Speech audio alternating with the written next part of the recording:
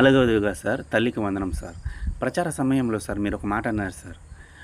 Jaganmohan Reddy sir గారు అమ్మఒడి పేరుతో డబ్బులు వేసి మళ్ళీ ఆ మెయింటెనెన్స్, ఈ మెయింటెనెన్స్ అని చెప్పి రూ. 2000 తీసుకుంటున్నారు అని చెప్పి మీరు మాట్లాడారు సార్. మరి మీరెందుకు సార్ తల్లికి వందనం అనే దాంట్లో ఇతర మెయింటెనెన్స్, టాయిలెట్ మెయింటెనెన్స్ అని చెప్పి రూ. 2000 కట్ చేసుకున్నారు? అక్కడ పూర్తి స్థాయిలో ఎక్కడిచ్చారు సార్ మీరు? ఐదవది సార్ అన్నదాత సుఖీభవ ఏటా రైతులకు పెట్టుబడి సహాయం కింద 20,000 రూపాయలు ఇస్తానని చెప్పారు సార్. అది కేంద్ర ప్రభుత్వం ఇచ్చేది లేకపోతే ఇవ్వంది కలుపుకొని ఇస్తారా అనేది పక్కన పెడితే, ఇప్పుడు సుమారు మీరు అధికారంలోకి వచ్చి 2.5 సంవత్సరం అవుతుంది సార్.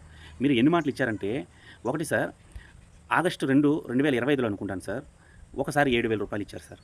అలానే నవంబర్ 19, 2025లో ఒకసారి 7,000 రూపాయలు ఇచ్చారు సార్. అలానే 2026 మార్చి నెలలో 6,000 రూపాయలు, మొత్తం కలిసి 7 + 7 + 6 20,000 రూపాయలు ఇచ్చారు సార్. కానీ ఇంకా సుమారు 4-5 విడతల డబ్బులు అనేది ఇవ్వాలి సార్. మరి ఎక్కడ సార్ పూర్తిగా అమలైంది? ఆరవది సార్ నిరుద్యోగ భృతి. ఎవరైతే ఉద్యోగం లేకుండా ఉంటారో వాళ్ళకి నెలకి 3,000 రూపాయలు చొప్పున ఇస్తానని చెప్పారు సార్. దానిలో కొన్ని ఆంక్షలు ఉన్నాయి సార్. ఏంటంటే 18 ఏళ్ళ నుంచి 35 ఏళ్ళ లోపల ఉండాలి అని ఒక ఆంక్ష పెట్టారు సార్. ఇంటరో, ఐటీఐయో, డిప్లొమానో, డిగ్రీనో పాస్ అయ్యి ఉండాలని కూడా పెట్టారు సార్. మంచిదే సార్.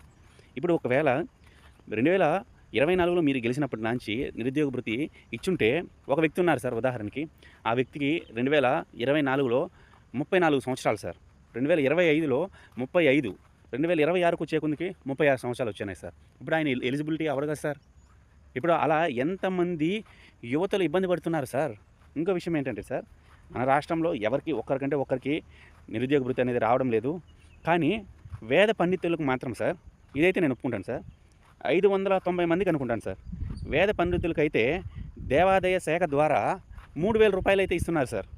కానీ రాష్ట్రంలో మిగిలిన యువతలు మీకు కనిపించడం లేదా సార్? ఇప్పుడు చెప్పండి సార్, సూపర్ 6 అనే పథకాలు పూర్తి స్థాయిలో ఎక్కడ అమలయ్యాయి సార్? అమలు అవ్వలేదు సార్. అమలు అవ్వకపోగా మీరు ఎలా సార్ ప్రూవ్ చేస్తారు? ఈ విషయంలో మీరు ఒకవేళ ప్రూవ్ చేస్తాను అంటే ఖచ్చితంగా మీరే బహిరంగ క్షమాపణ చెప్పాల్సి ఉంటుంది సార్.